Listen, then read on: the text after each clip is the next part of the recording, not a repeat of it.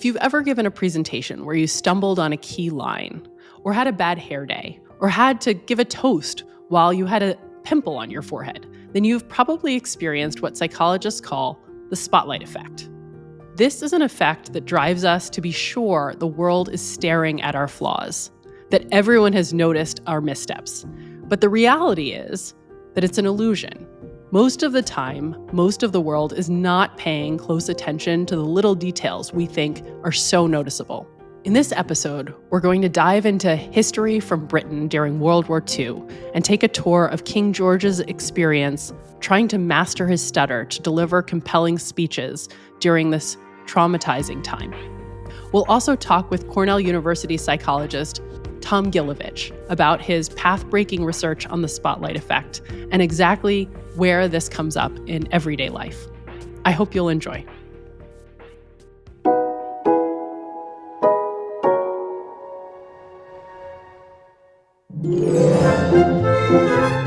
In the 1998 movie The Truman Show, the lead character is Truman Burbank, played by Jim Carrey. Truman lives in a meticulously constructed world where every moment of his life is broadcast to a global audience. Unbeknownst to him, his family, friends, and even his town are part of a massive reality TV set. In the film, Truman begins to notice inconsistencies, and he slowly uncovers the truth that he's the unwitting star of a 24/7 show. Truman's experience is the ultimate exaggeration of a feeling we all get from time to time, that other people are paying very close attention to our appearance, our choices, and our behavior. Truman's world is literally designed to allow strangers to watch his every move.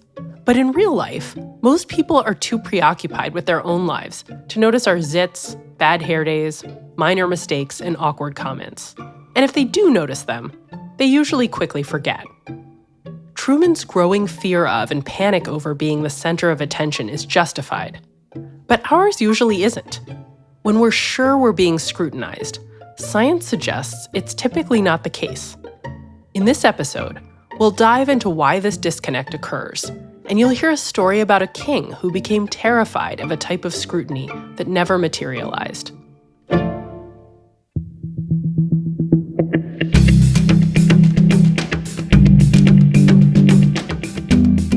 I'm Dr. Katie Milkman, and this is Choiceology, an original podcast from Charles Schwab.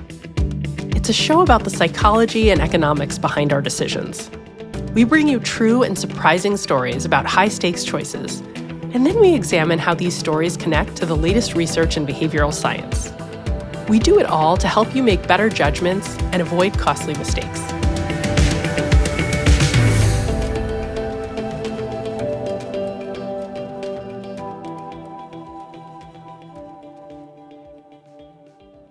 It is partly his dislike of the microphone that causes the speech impediment. It must have been engendered when he made his first speech in Wembley Stadium. It was a terrible failure, and the scar has remained ever since.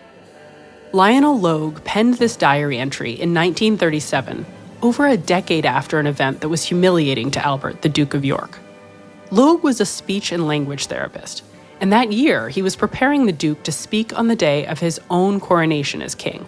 It was a speech the Duke was never meant to give. It is with a very full heart I speak to you tonight. Never before has a newly crowned king. The Duke of York, Albert Frederick Arthur George, also known as Bertie, was the father of Queen Elizabeth II and grandfather to King Charles III. He was the son of King George V and Queen Mary. For this story, though, we'll focus on Albert and his older brother David. Both he and his brothers were actually pretty normal boys. They played around with their schoolmasters, they larked, they had jokes. The overhanging presence, though, was their father, George V, who was a very severe disciplinarian. This is Adrian. Hello, my name is Adrian Phillips.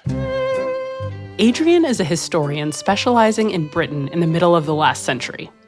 And in writing a book about Albert's brother, He learned a lot about the disciplinary environment the sons of King George V grew up in, an environment especially unforgiving to young Albert. The most important thing was that he was left-handed, which in those days was deemed a great drawback. His father was particularly upset at the idea of a son being left-handed, and everything was done to force him into right-handedness from an early age, which seems to have created a whole web of traumas and tensions. Unlike Albert's brother David, who is described as being extremely self-confident, very outgoing, no shyness, whatever, Albert was more reserved, shy, and he stuttered. He had a stammer. His official biographer, Sir John Wheeler Bennet, suffered from a stammer himself.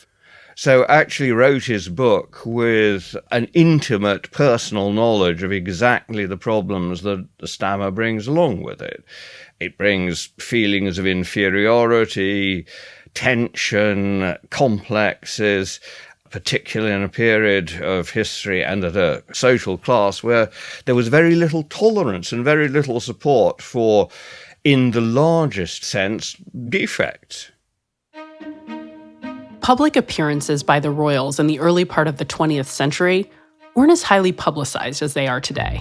We're talking about a much more restricted circulation of information, and also because you had a much more respectful press in those days, that was not the kind of thing that would be mentioned at all. So it would be little known about and just not discussed in anything other than the most intimate family circles. So Albert's stammer was not public knowledge. And compared to his father and older brother, Albert was much less in the public view. Until a fateful speech at the British Empire exhibition in Wembley in 1925. If you've seen the film The King's Speech, this is where the movie begins. If you look at the newsreels of him at Wembley, which were silent, it's the technology of the day, there is just a couple of seconds where you see his face and he's standing up next to a clergyman delivering a speech, and he looks absolutely stricken. He looks like somebody who is in a very, very bad place. We know he didn't do well. Just how well, I don't think is possible to say, but certainly in terms of the damage it did to him psychologically, it was huge. It's likely that Albert felt his speech was a disaster. He had tried and failed at several forms of speech therapy before this event. His biographer describes his feelings at the time as, quote, a secret dread that the hidden root of the affliction lay in the mind rather than the body. And yet, as a senior royal, public speaking was unavoidable and a growing duty. He felt he had to do something. That's when the Duke's wife, Duchess Elizabeth, found Lionel Logue.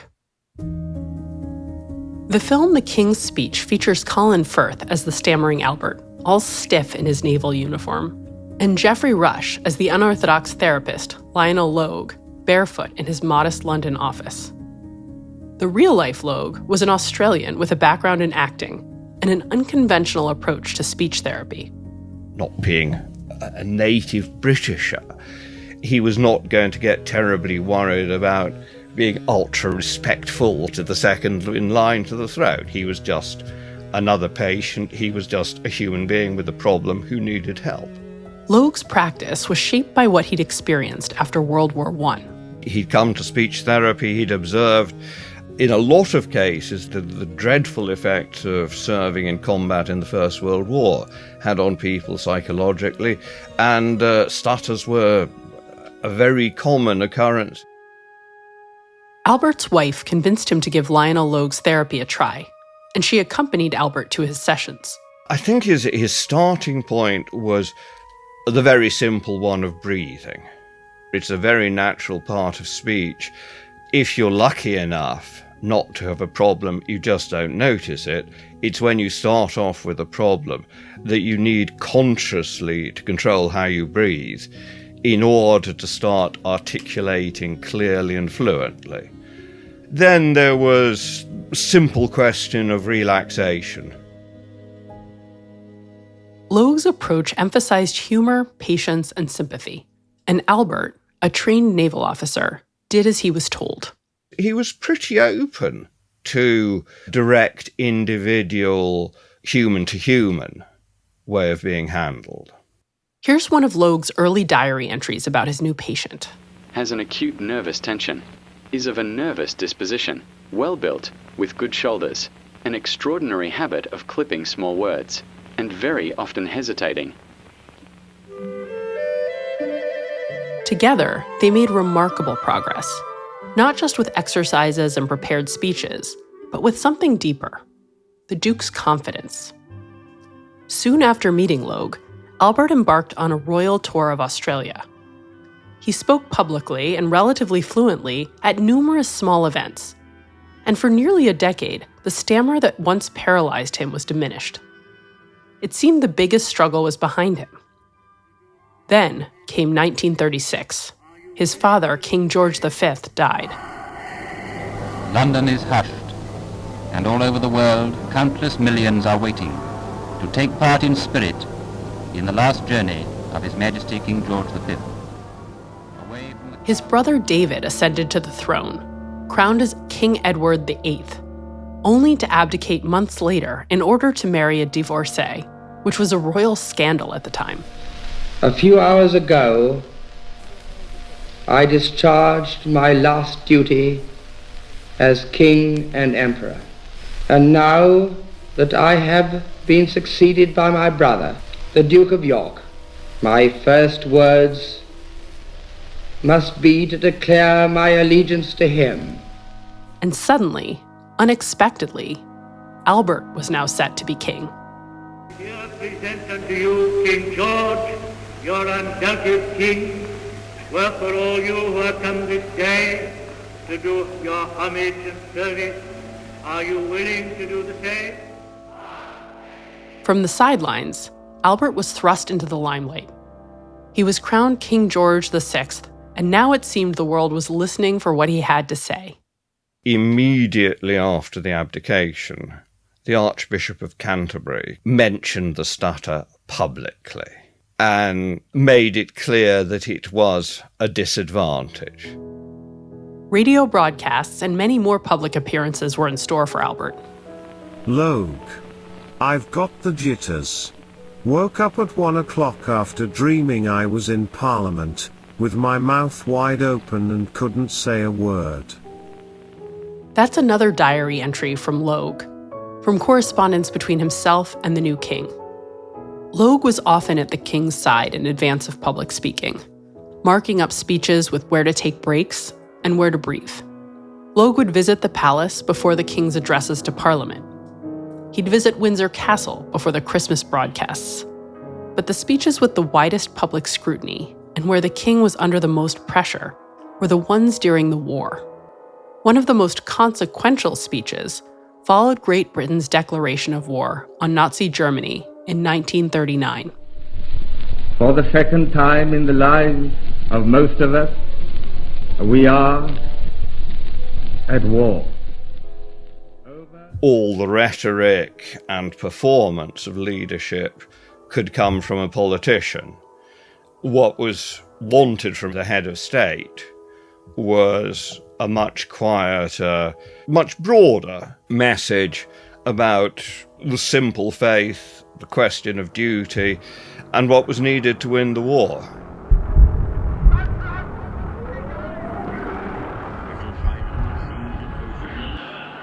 The public was listening for reassurance that the war would end and somehow all would be right in the world again. No speech was ever more important than the one he was scheduled to give 9 months into the war. This was on Empire Day, which just happened to fall in the middle of the Dunkirk evacuation, when Britain was in absolutely desperate military state, when there was a strong chance that the bulk of the army was going to be lost. So it really was a moment of national crisis. And that speech was vital.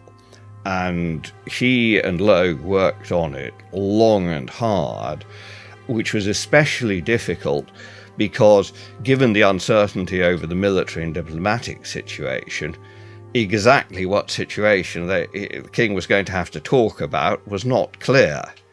So it was open-ended almost to the moment that the mic went on. And let no one be mistaken. It is no mere territorial conquest that our enemies are seeking. It is the overthrow, complete and final, of this empire and of everything for which it stands. Slow and steady, the king communicated hope and resolve to the empire, with sincerity and quiet determination.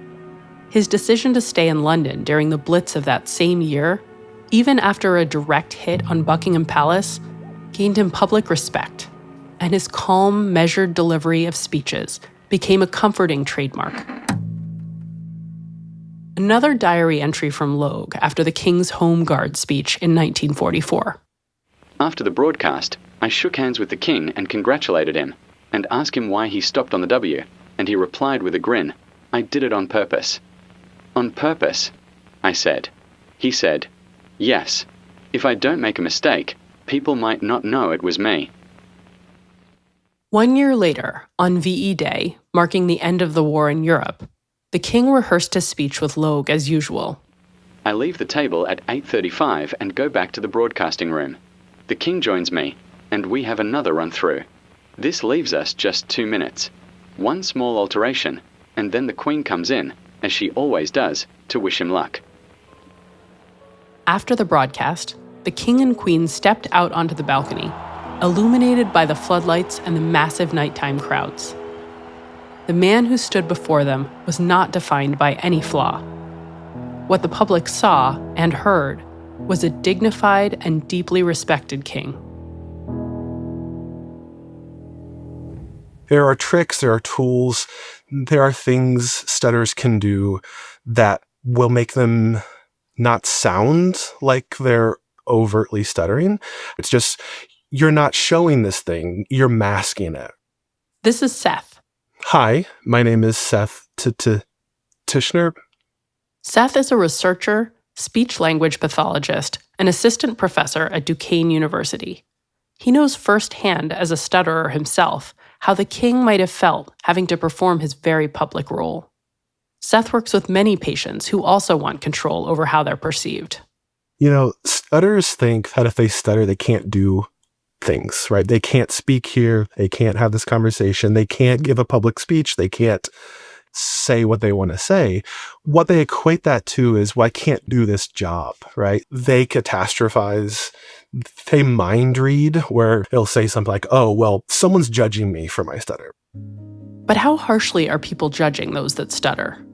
How harshly might the public have actually judged the king for his stammer? I have this conversation with folks in therapy all the time where, the caveat is, yeah, there's jerks in the world, right? However, most of the world is more understanding than you think. In fact, it may not just be that people are more understanding than you think. It may be that they're paying less attention to your diction than you think. And that is why the story at the heart of the king's speech, a story of massive anxiety fueling preparation for a major oratory event, is the perfect entree for the topic of interest in today's episode. Seth Tischner is an assistant professor and program director at the Duquesne University Stuttering Clinic. Adrian Phillips is a historian and author specializing in early 20th century Britain. His book, The King Who Had to Go, examines the abdication crisis of Edward VIII. And a second book, From Churchill to Eden, explores the political world George VI had to navigate during and after World War II. You can learn more about Seth and Adrian and their work in the show notes and at schwab.com/podcast.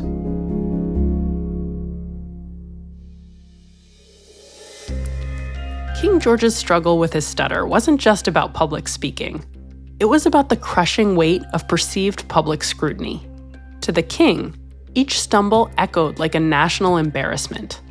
But the truth is, most people probably weren't analyzing each pause or syllable with the kind of intensity he imagined.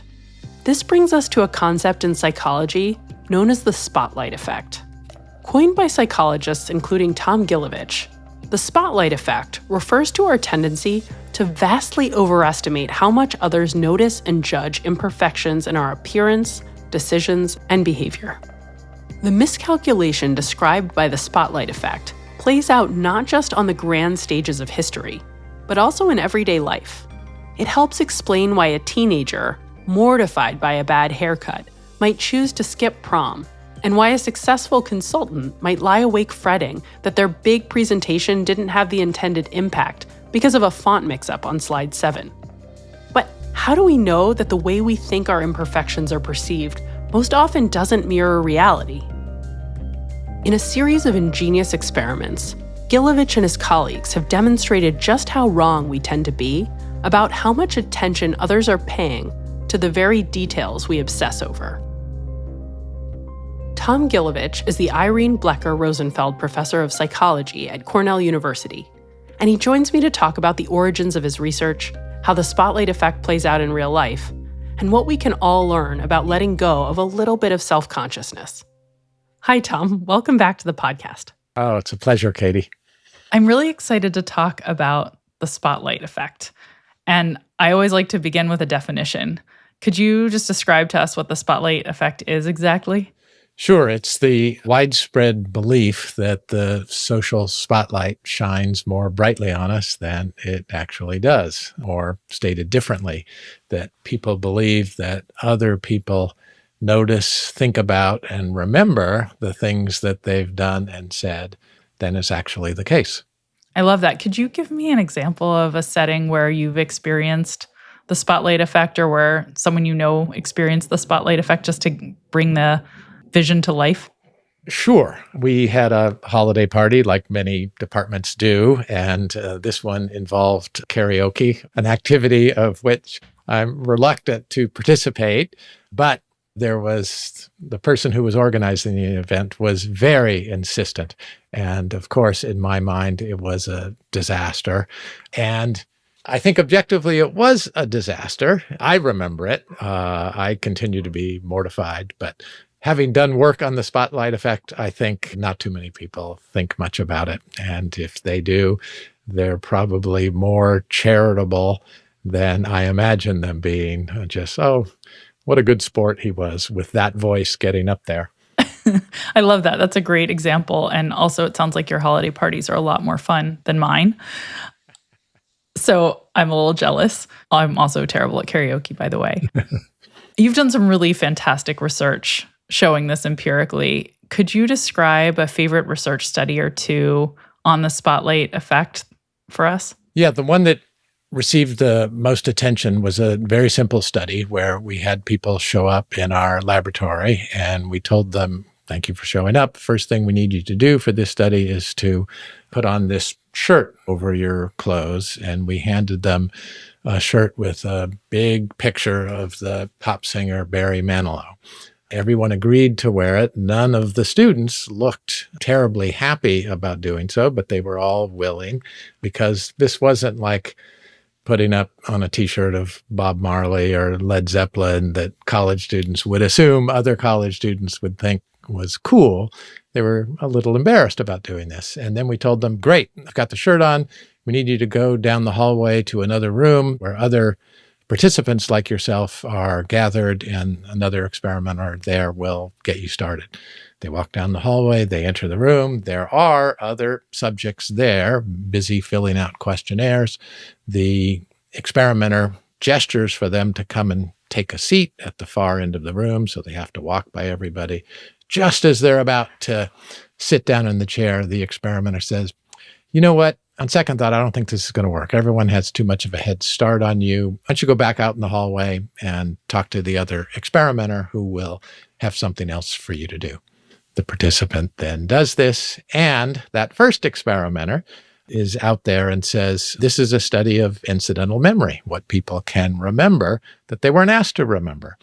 And we're going to ask those people there, did they notice who was on your t-shirt and do they remember who it was? And we want to compare actual incidental memory with people's intuitions about it. So our first question to you is, how many of the people in the room will be able to tell us who's on your t-shirt? And the simple result is people overestimate by 100%. They think that about half the people in most of the studies we've done would be able to name who was on the t-shirt when about a quarter are able to. That difference is what we call the spotlight effect. I love that study. It's so interesting.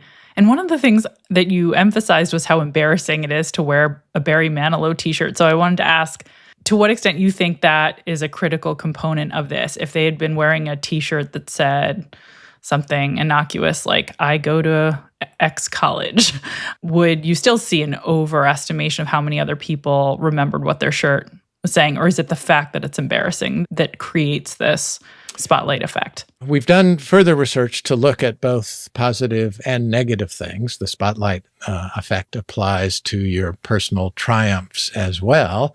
We might be a little nonplussed to think about, these great triumphs we've experienced. They may not be noticed, and they're quickly forgotten by other people as well. So we've done this in the context of studies where we have people engage in a group discussion, and after they've done so, we pull them out into separate cubicles and have them rank of the people in the group who made the most comments that ran the risk of offending someone, who had the greatest number of speech errors, negative things like the Barry Manilow study, or positive things, who made the most comments that most advanced the discussion. And in both cases, whether it's positive or negative, people overestimate how highly they are ranked. They think the things they've done stand out in other people's minds more than they do. We also did a Barry Manilow equivalent study and found the same results when it was a positive t-shirt. But there was an interesting twist here that's consistent with your question, which is it's very easy to come up with a single image on a t-shirt that almost every college student would be embarrassed to wear. A little harder to come up with one that everyone would assume that their peers would say, wow, that's really cool. So we couldn't do it. We had to give people a choice. And these studies were done in the late 90s. And so, at the time, if we offered Cornell students a choice between wearing a t-shirt with the likeness of Martin Luther King, Bob Marley, or Jerry Seinfeld, everyone was able to pick one of those that they felt just fine about. And we got the same result, that they overestimated substantially the number of people they ran into who would know who was on their shirt. That's really interesting. And I think helps explain what's going on, which was going to be my next question. Could you talk a little bit about why it seems to be the case that we overestimate, both for positive and negative experiences that we have, or positive or negative traits we have, or features of the shirt we're wearing?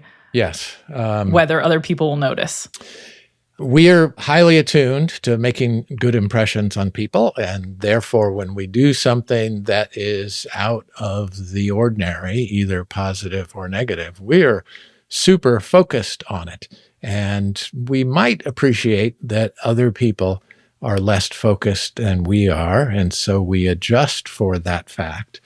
But as you've talked about in other episodes of your show, those kinds of adjustments tend to be insufficient. We don't adjust enough. And that insufficient adjustment creates this residual egocentrism, really, that is the spotlight effect. Are there ways that we can reduce the spotlight effect in our daily lives so that we make more accurate judgments of whether the zit on our nose will actually ensure that we can't get this job, or, whether or not the embarrassing experience of standing up and engaging in karaoke at the holiday party will actually have a devastating impact on my reputation? Yeah, there's an exercise that clinicians who deal with people with great social anxiety do, which is to have them systematically say, okay, What are you anxious about? Who are the people who you're worried about? Okay, how many of these people are going to notice what you've just said or done? And people recognize, yeah, there's a lot of people I'm concerned about. Not all of them are going to notice. How many will remember it a month from now? Of those people who remember it a month from now, how many are going to judge you harshly? And what you get is this shrinkage of all the thing there is to worry about. And when you think about it that way, it becomes a little less anxiety producing. That's really interesting. So in your studies, you're asking people how many people will remember, and they're getting the wrong answer. But it sounds like this exercise is positing that if you asked the question a few different ways to sort of force them to face the reality that this won't be a lasting impression, and that there are other things they're noticing that should weaken the degree to which they show the bias when answering and estimating how many people will notice something. Am I thinking about that right? And you can also broaden it as well by getting them to reflect on their own thoughts about other people's behavior. What was the last time you remembered a T-shirt someone was wearing for more than a day?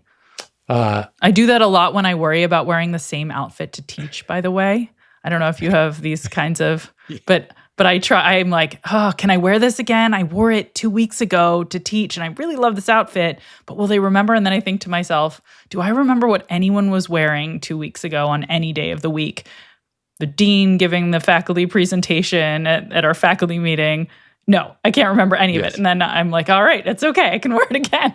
So sometimes that sort of exercise certainly works for me. Yes, we did a parallel series of studies on essentially that. That is, do people notice the variability in the things that we do? And as we were running this set of studies, we referred to them as the bad hair day study, that we're often, oh no, my hair's not behaving itself today. This is going to be terrible. We feel terrible. I don't think anyone really notices it. You're you. And we don't notice the days where the hair is spectacularly well behaved or the days where it's spectacularly not well behaved. We have a sense of the essence of the person, and that's what stands out. The variability really doesn't. I love that origin, and I love that message. Tom, I so appreciate you taking the time to talk with me today, and I really appreciate this fascinating work you've done on the spotlight effect. Thank you. It's always a pleasure to speak with you, Katie, and I love your podcast. Makes my workouts go much more smoothly and much more pleasurably. Well, we love having you on it, and we're really grateful. So thank you very much. Tom Gilovich is the Irene Blecker Rosenfeld Professor of Psychology at Cornell University. In addition to being a star behavioral science researcher, he's also the author of several terrific books for general audiences, including The Wisest One in the Room and How We Know What Isn't So. You can find links to Tom's books and to his research on the spotlight effect in the show notes and at schwab.com/podcast. How might the types of phenomena explored on Choiceology be impacting your personal finances and portfolio? Listen to the Financial Decoder podcast to find out. Check it out at schwab.com/financial decoder, or just search for it in your podcast app. What's fascinating about the spotlight effect is the breadth of its relevance. King George VI almost certainly imagined that every Brit who tuned in to listen to his Empire Day speech in 1940 would notice each falter in his diction and would lose all respect for his leadership if he stuttered noticeably. And he devoted massive time and energy to preparing. Now, we'll never know what the consequences might have been if he hadn't pulled off a nearly flawless speech. But research by Tom Gilovich and colleagues suggests that even with a very real spotlight on him, the king almost certainly vastly overestimated the degree to which listeners cared, specifically, about the perfection of his diction. Mostly when judging people, we don't pay terribly close attention to the details they imagine we'll observe carefully, like the t-shirt they're wearing, whether they stumble over the occasional word, whether their stock portfolio had a bad or good day last Tuesday, and whether their singing voice was great at the holiday karaoke party. We typically focus more on the gist of a person, their decisions and their performance, and less on those small details they incorrectly anticipate will pay close attention to. Knowing this can be enormously empowering. Yes, it's okay to wear the same unremarkable outfit every 2 weeks because no, other people won't remember when you wore it last. Yes, it's okay to give a toast at your sister's wedding with a zit on your forehead because most people won't notice. And even if they do, it's not what they'll remember. And yes, it's okay to buy an extended warranty on occasion that was a waste of money without forever being remembered by your family as that moron who fell for the scammy sales pitch. Of course, occasionally your gaffes will be remembered and become the butt of the forever retold family joke. And it's probably those rare moments when something trivial is noticed that make you so terrified your flaw will draw the spotlight. But 99% of the time, you're overthinking it. And the key is actually to be kind, reliable, and do your best without obsessing over small imperfections. Realizing that people aren't paying such close attention to your every move as you believe has another implication too. It suggests subtlety may not be the best policy when it comes to making sure the people who matter are aware of your wins. So even if you think everyone already knows you nailed your sales goal last quarter because your name appeared on the team leaderboard, your boss might not have been paying close attention. Mentioning it again when summarizing your case for promotion is a decent strategy. That is, don't take it for granted that people will notice the things that do matter.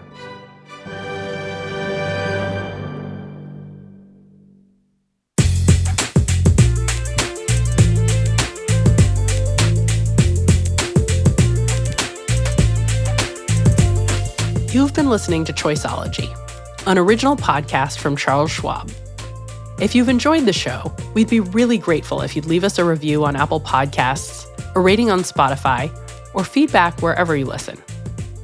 You can also follow us for free in your favorite podcasting app. And if you want more of the kinds of insights we bring you on Choiceology about how to improve your decisions, you can order my book, How to Change, or sign up for my monthly newsletter, Milkman Delivers, on Substack. Next time, I'll speak with University College London professor Colin Fisher about his research on team synergy. I'm Dr. Katie Milkman. Talk to you soon.